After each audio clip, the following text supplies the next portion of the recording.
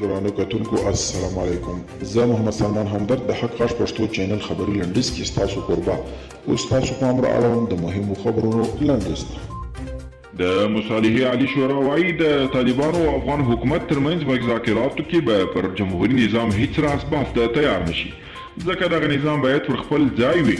دغه شورا مرستیال اسدالله سعادتي وایي په افغانستان کې باید د خلکو په رایه واک ته رسیدل پر خپل ځای وي او دا د بحث وړ موضوع نه ده.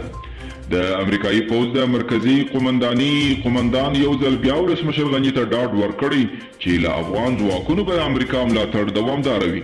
د امریکایي پوځ د مرکزي قومندان جنرال میکنزي تیر ماښام په ارکل ولسمشر غني سره کتلي دي.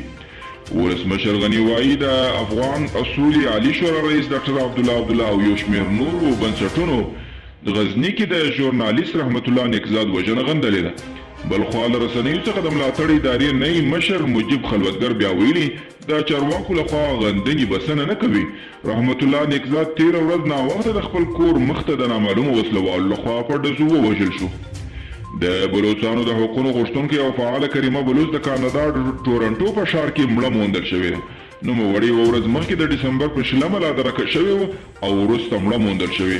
د پولیسو یې تر دې دمه نور جزئیات نه دي ورکړي.